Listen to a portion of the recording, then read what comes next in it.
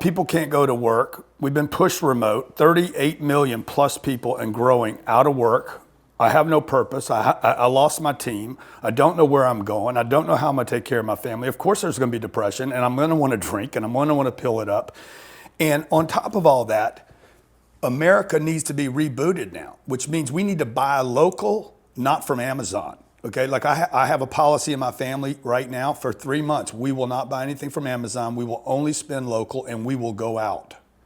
So just like we flatten the curve, if we actually did, whatever that means, we need to now spike the economic expansion by having Americans leave their homes, buy local, go to their malls, use the money the government's given them, and re-stimulate, reboot this thing.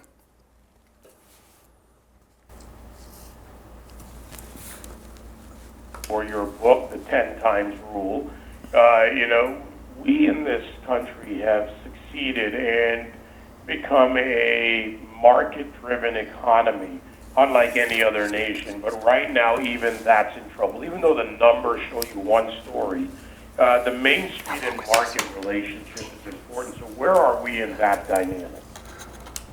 Well, we have a stock market that makes no sense to anyone. Most of America is not benefiting or participating in that. We have individuals that are getting checks, most of which are getting checks, businesses that are being subsidized, $7 trillion in new debt. Everybody should have got richer. So like all your listeners, like, are you richer? Because when you print $7 trillion, everybody should have more money right now, but we don't. Why? Because you stopped the economic engine. And there's half the country saying, I don't want to go back to work. Of course you don't want to go back to work. You want to get paid not to go to work. But the economic engine requires the car dealer, the plumber, the roofer, every business in America, the masseuse, the cosmetologist, like every company in America has to go back to work. Personally, I would rather risk the virus. I'm 62 years old. I'm the target group. I would rather risk the virus than risk the 107 people that work for me, depend on me for work, and all the thousands of companies that we consult and work with. In any contraction, like 2008, and this is even bigger than that, you have to expand into the contraction or you will be left smaller and worse off for it. So the stock market, nutsoid, okay? Real estate across the board, all frozen up. We got major problems that will take place. Millions, maybe tens of millions of businesses will go bankrupt in the fall and winter unless Americans go out, support their local businesses. Like everybody right now, the government can't do any more than it's done. It'll try to, but people, 330 million people, need to grab their money, their checkbooks, their Visa cards, their MasterCards, and go out and re-stimulate their economy. This is not somebody else's economy. This is our economy. Like the old thing used to be Buy America. Now it needs to be Buy Local.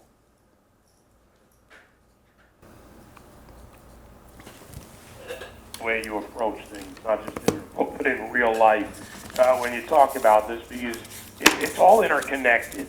Real estate, let's just focus on real estate for a minute. We've seen some headlines come out about mortgage failures, forbearance is not enough, we're building that crisis. I've seen some good stories, like the Dallas market has seen a spike in home sales, but at the same time, other markets are not. So the supply chain of home builders, even the vertical builders, that's being interrupted. What does that mean to the average American out there? Yeah, it's a great question. Like, all real estate tends to get lumped together as real estate, and it's all very separate. So let me just start with homes, single-family homes. Single-family homes are going to continue to be punished in America. You have 80 million baby boomers that are retiring. They don't want a home. They don't want to go buy a home.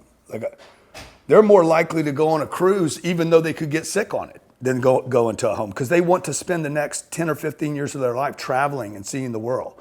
You also have 75 million millennials. Not only do they not have the wherewithal to buy a home, they have no interest in buying a home. They don't want to lose their mobility. So you have the single family home that's an issue, and it's going to continue to be an issue.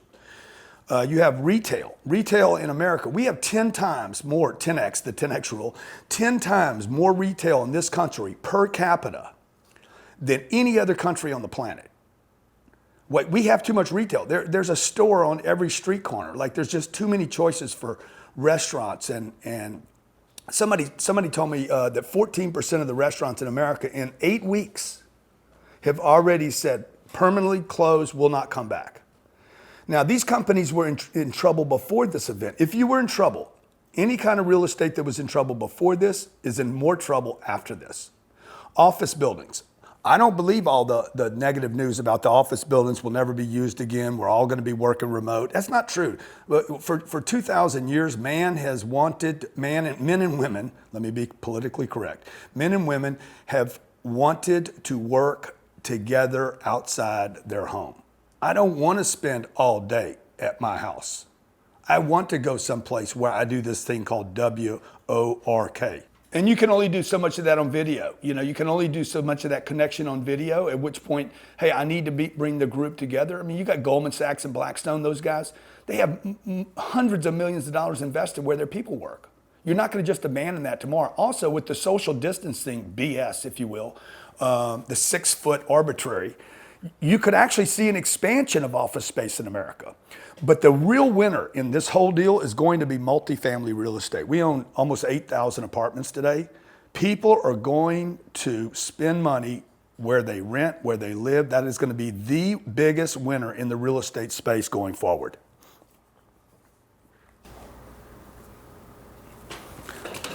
America, and I've been working on this for a while with some of the big builders out there, and this component is the commercial mortgage-backed security component of this, the CMBS loans. When you look at people who leverage and build vertically, big buildings or rental units in some form, this is a problem of hundreds of millions of dollars going on right now in this country. And if we see a collapse of builders, builders have to hire contractors, subcontractors, look at all the supply lines that are necessary to build, look at the components, the various industries that literally create what goes into a building, mixed use or pure residential.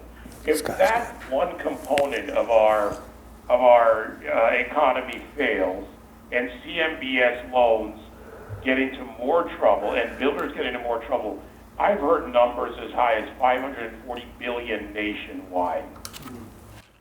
Yeah, it's crazy. Look, you're talking about $500 billion. But let me just say on the other side of that, Blackstone by itself, just one small group, has $185 billion in cash today to put to work. They are sitting on the sidelines. There's guys like Blackstone, the big groups that are sitting there. Now the question is, where does that money go? Okay, I know guys like me right now that are actually buying Fannie and Freddie loans, that Fannie and Freddie is stepping out of it, selling it to a guy like me. I sit there, I get a 60% position on, let's say, a $100 million deal. I take Fannie's place. I give them $60 million. I replace their money. And now I own that property. I'm waiting for that thing to fail so I can buy it for basically take ownership at 60 cents on the dollar. American real estate is the most valuable real estate on planet Earth today. Like if you compare what we have in this country to like Dubai, they think that 70% of all the companies in Dubai are going to fail. Why is that? They're dependent upon travelers, their new businesses. They're only 10 years old. Like it's only 10 or 15 years old. Dubai is brand new. They don't have mature companies. Even if we lose 8 million companies in America, we still have 24 million businesses doing business. And 330 million people are going to go spend money every day. So real estate works because where money goes and attention goes, real estate has to be there to support companies and employees and infrastructures. So I think somebody, because of the amount of liquidity, David, in the marketplace, somebody is going to step in and say, hey, I'll take that CMBS loan. Why? Because I want that piece of real estate that sits behind it. It's not, yeah.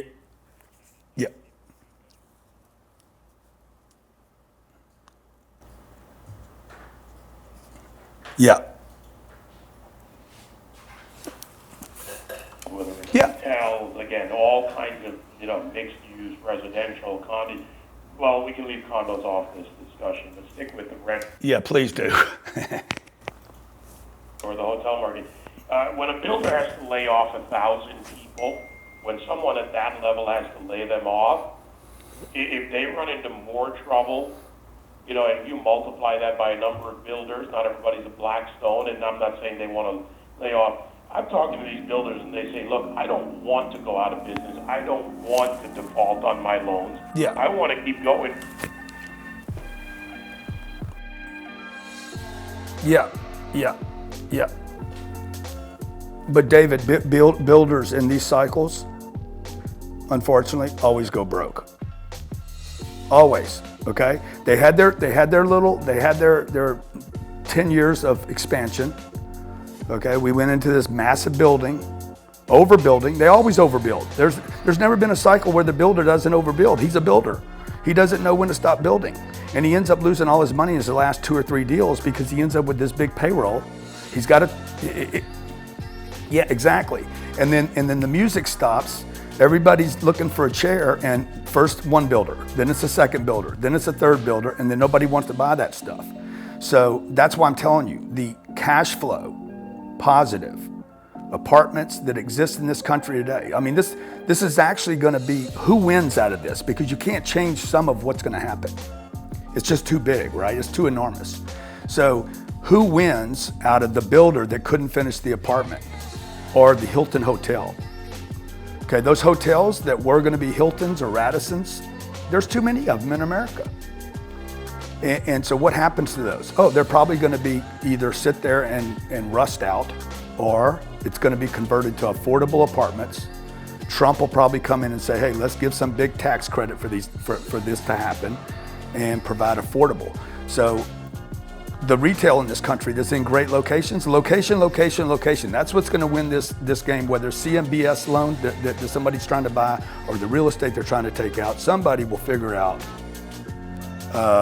in great cities in America that have positive migration, job growth, people coming back to work, people going back at the game, those pieces of real estate will 10 years from now be more valuable than they are today. Because you can't look at 2020 anymore. Now you got to start looking at 2030.